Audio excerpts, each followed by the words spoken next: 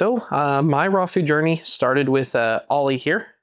He came into our lives about, gosh, I don't know, like 3 years ago, probably 3 or 4 years ago. He came with all sorts of host of health issues and things kind of going on with him that really shouldn't have been apparent at his age. And so I started researching what's the best food for dogs. And I landed on a kibble that was grain free and legume free. I fed him that for about 5 months into having him. And I didn't really see any of those health outcomes change. So I decided to pony up and start feeding raw food. And, I started with a few brands that you guys probably would recognize, and I just wasn't happy with a lot of the ingredients that were added into it.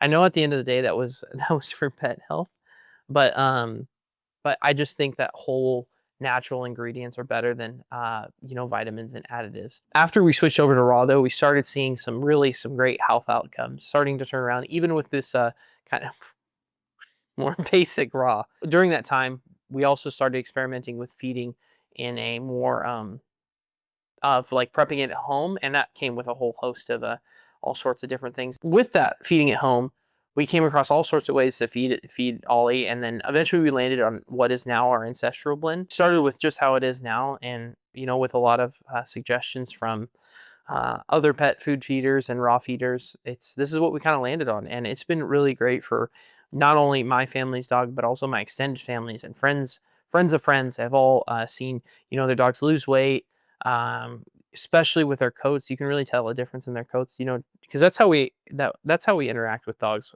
for the most part, is just petting them and feeling their coat, and that's something that is a very quick way to tell that your dog's health is changing for the better. So Ollie, a lot of his health outcomes started to change around, and specifically what those health things were is that he was just a lot more lethargic than what his age of dogs that I was used to being around. He was very temperamental, and he was also his coat was very brittle, and it was discolored in some places and things like. I didn't think that's how he should be at his age. So another one of those health outcomes was that he used to lick his paws all the time and to bother him and just itch and that sort of thing. And really, he doesn't do that unless there's something that's actually stuck in his skin or something like that. That's the only time he really starts to lick or anything like that. So it's a really good indicator of when something's actually going wrong. With those health things in mind, those all kind of went away after we started feeding raw. And to take it a step further, we started preparing at home. And when we started preparing at home, he just turned into a totally different dog. And feeding him on this bonehead ancestral blend, he used to be kind of like a lay at home all day sort of dog, but now he keeps up with us on 4 or 5 mile walks really easily. Dude, just stop. It's been all uphill since then. I mean, now he's 9 and he's quite literally a different dog than when we first got him. So all his bad breath would like clear out a room, but we started feeding him raw, and his breath transformed pretty dang close to overnight. And he still has classic dog breath, but something that is like a lot more manageable than what it was before.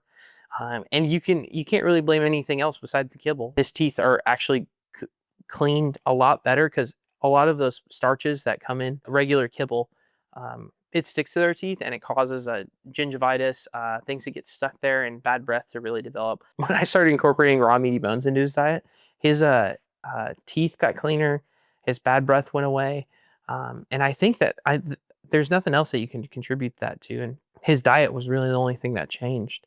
So he's been a lot. I'm sorry, a better of a dog since then. So Bella actually kind of came to us being fed a pretty solid diet as well. So she's really by the time we had Ollie on raw, that's when Bella came. So we transitioned her pretty dang quick. She was really stressed out when we got her, kind of running around the house. And I think that between us loving on her and then also incorporating some great food in her life, I think it really transitioned her for the better anyway. Because, when we got her, she would not sit on the couch like this at all.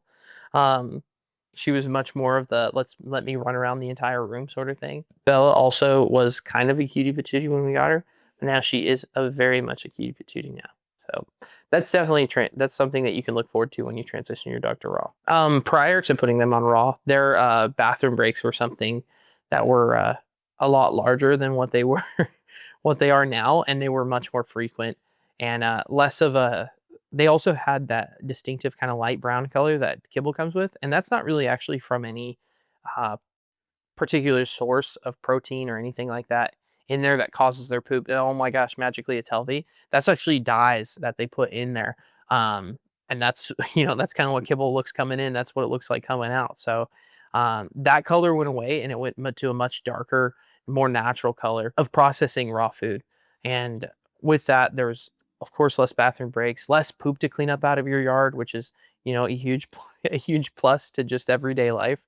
And they're not as stinky as feeding kibble was. So they're just they have better a lot. I feel like I'm doing the best by them by feeding them this diet, and that hopefully one day when they're much older that they'll still be running around with me and taking them on walks a lot longer than I would have if I was feeding just a standard kibble diet. So I think that's going to be true. This isn't just a business to us. This all started at home with our own pets, just trying to make them healthier and live longer. And so that's why Bonehead exists, and that's why we want this to come to other dog lovers and other people who care about their pets. So subscribe and yeah, join us to help us make more healthy pets in the world. And you can find us on boneheadraw.com, and at all social media handles are the same. Feel free to follow along. We're local folks in Arizona and try to do right by our pets. So yeah, we're excited. Thank you.